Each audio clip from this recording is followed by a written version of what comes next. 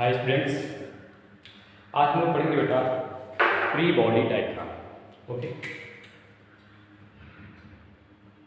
Free body diagram.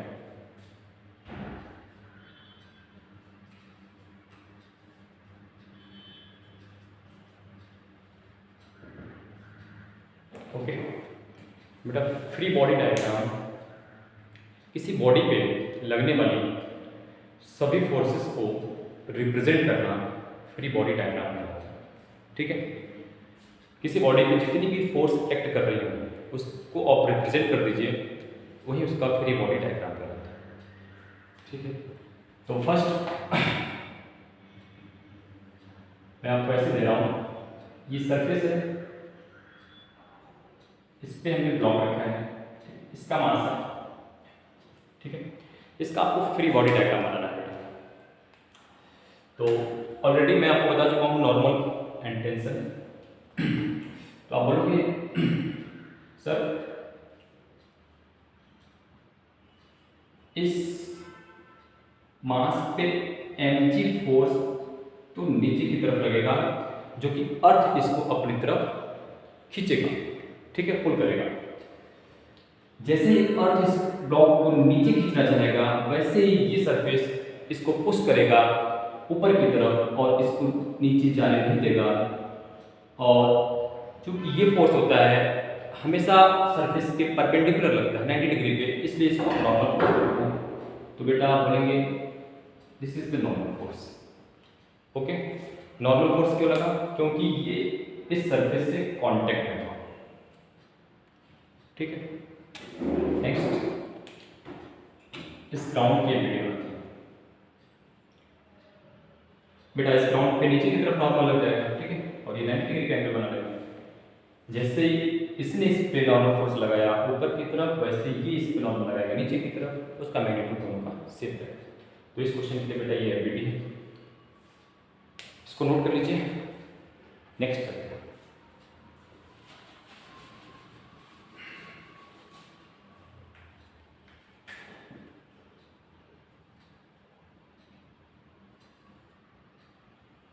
ऐसे incline plane है, ये एंगल थीटा है और इस पे मास m रखना है। ठीक है, इस ब्लॉक जिसका मास m है, हमें इसका एफबीटी बनाना है। आइए बनाते हैं। तो आप बोलोगे बेटा सर सबसे पहले mg जो है वो नीचे की तरफ लगेगा और खींचेगा इसको।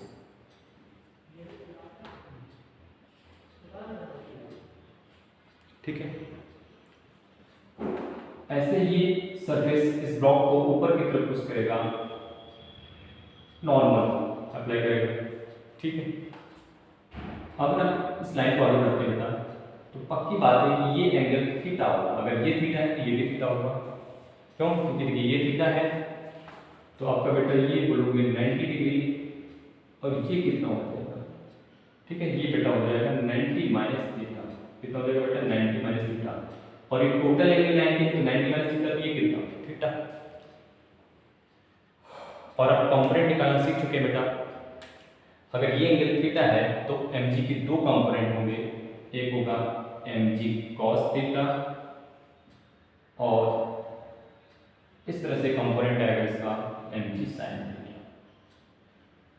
mg sin theta. ठीक है, ये इस क्वेश्चन के लिए एफबीटी था, नोट कर लीजिए।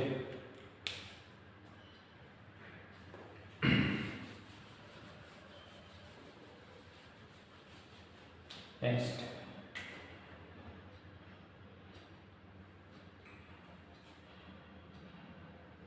ऐसे मैंने आपको इंक्लाइंड प्लेन दिए हैं, एंगल थीटा है और इसके बीच में बेटा मैंने एक बॉल फंसा दिया है। ठीक, इस तरीके से बॉल फंस के, इस बॉल का मास है m। इसका हमें एबिलिटी ड्रॉ करना है।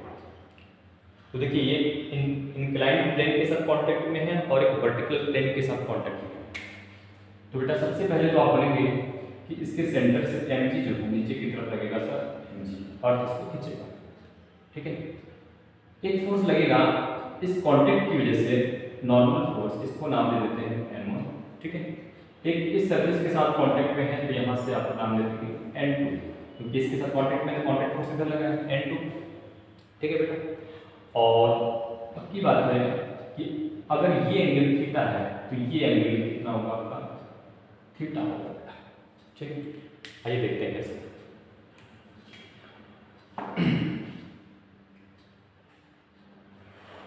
देखिए बेटा, ऐसे हम आगे बढ़ते हैं, ठीक है, और इस तरह से लाइन ड्रॉ करते हैं। देखिए ये एंगल थीटा हो जाएगा, होगा बेटा, ये एंगल थीटा हो जाएगा। तो ये एंगल अगर टोटल 90 है तो सिर्फ इतना कितना होगा बेटा, आप बोलोगे सिर्फ 90 माइनस थीटा, 90 माइनस थीटा। और ये अगर पूरा 90 है तो ये सिर्फ कितना होगा, थीटा। अगर ये थीटा हुआ तो करस्पॉन्डिंग एंगल से ये एंगल भी कितना होगा आपका, थीटा, जो मैं ऑलरेडी आपको लिख चुका हूँ, ठीक है बेटा। अगर मैं इसको सेपरेट बनाना चाहूँ तो इस तरीके से बना सकता हूँ। इस ब्लॉक पे mg लगेगा नीचे की तरफ, n1 लगेगा इस डायरेक्शन में, और ये एंगल बेटा बनेगा आपका वर्टिकल से थीटा, और n2 लग रहा है इस तरफ से। अभी मैं इसको सॉल्व नहीं कर रहा है, तो एफबीटी बना दूंगा, ठीक। आप बोलेंगे सर इस n1 के दो कंपोनेंट, एक होगा n1 cos थीटा, एक होगा n1 sin थीटा, ठीक है। बाकी जब प्रॉब्लम सॉल्व करेंगे तब इसको हॉरिजॉन्टल फोर्सेस, वर्टिकल फोर्सेस को कंपेयर करके दो इक्वेशन बनाएंगे और इसको इजीली सॉल्व करके जो हमें अननोन वेरिएबल्स है उसको सॉल्व करके इजीली फाइंड कर सकते हैं, ठीक है। आई होप कि आपको समझ आया होगा ये एफबीटी, इसको नोट कीजिए। नेक्स्ट,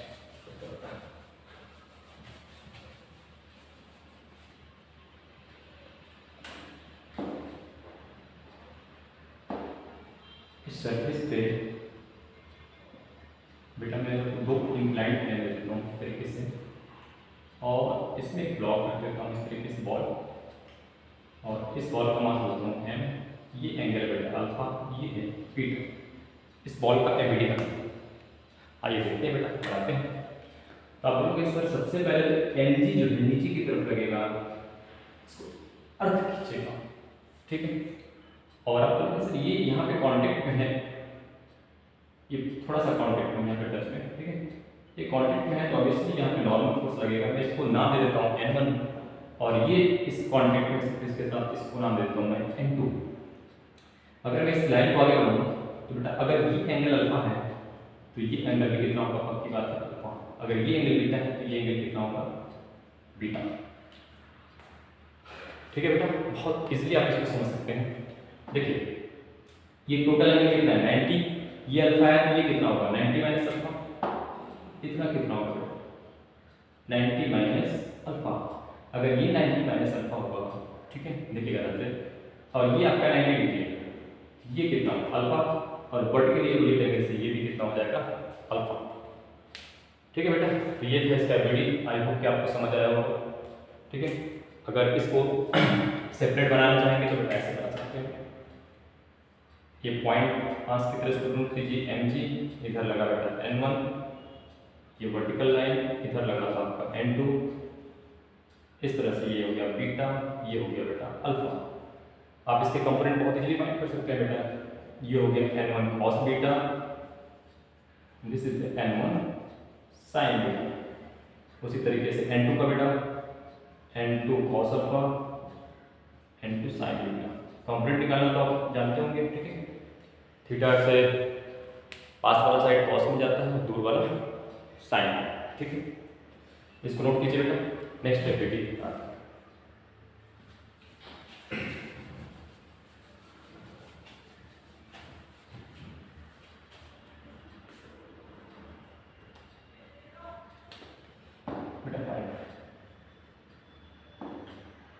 मैंने आपको ऐसे दे दिया था, ठीक है। ये स्ट्रिंग है, ऐसे ब्लॉक एम, स्ट्रिंग आपको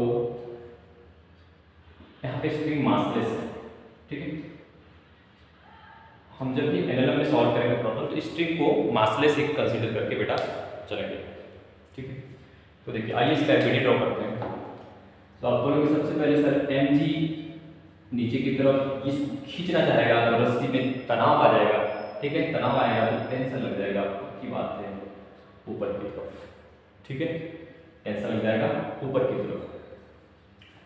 अगर बेटा इस पॉइंट पे मैं एबीडी बनाना चाहता हूँ, ठीक है, अगर इस पॉइंट पे तो ध्यान से देखिएगा, मान लेते हैं इस पॉइंट पे टेंशन है टी डैश, ठीक है, और जितना टेंशन हर टेंशन इसमें टी है तो रस्सी के हर एक पॉइंट पे टेंशन वही होगा, टी नीचे की तरफ, क्योंकि इसका मास जो है स्ट्रिंग का मास लेस है, जीरो मास है, तो उसकी वजह से कोई फोर्स लगने वाला नहीं है।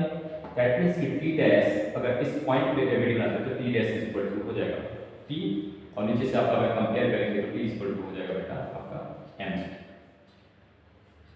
ओके, आई होप कि आपको समझ आया होगा स्ट्रिंग वाला, ठीक है, इसको नोट कर लीजिए, अगला क्वेश्चन करते हैं।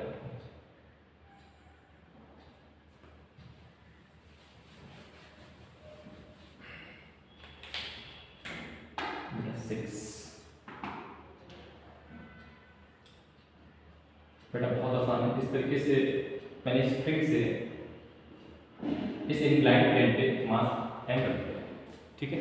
आइए इसकी एबीडी ड्रॉ करते हैं। ये स्ट्रिंग है, स्ट्रिंग वही मासलेस, तो सबसे पहले आप बोलेंगे सर एम जी लगेगा नीचे की तरफ और इसको खींचेगा, ये इस सरफेस के साथ कांटेक्ट में है तो नॉर्मल लगेगा ऊपर की तरफ, वो भी नॉर्मल क्यों, क्योंकि ये एंगल लगेगा बेटा 90 डिग्री, ठीक है। मैंने आपको सिखा रखा है ऑलरेडी, नॉर्मल फोर्स सरफेस पे परपेंडिकुलर है, ठीक है। तो बेटा ये एंगल थीटा है तो ये एंगल थीटा ऑलरेडी मैं बता चुका हूं आपको, ठीक है। और इस mg के दो component mg cos theta, this is mg sin theta, ठीक है, थीटा के पास वाला cos में, थीटा से दूर वाला sin में। तो बेटा अब की बात है, ये फोर्स इसको नीचे की तरफ खींचेगा तो नॉर्मल फोर्स इसको बैलेंस कर देगा, ये mg sin थीटा इसको इधर जाना चाहेगा, इस रस्सी में टेंशन आ जाएगा और आपका टेंशन इस तरीके से बनेगा टेंशन t, रस्सी के हर एक पॉइंट पे टेंशन t होगा, ठीक। This is the ABD for this problem. Okay, clear, note कर लीजिए। नेक्स्ट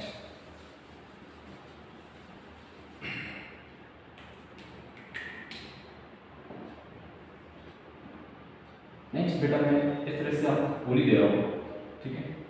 पुली में हमने मास m1 लगा रखा है, यहाँ पे मास m2। अभी पहले हमें एबीडी बनाना है, ठीक है। ये ब्लॉक किधर जाएगा किधर नहीं जाएगा वो तो डिपेंड करेगा मास किसका ज़्यादा है। फिलहाल तो मैं इससे एबीडी बनाऊंगा बेटा, ठीक है। और देखते हैं,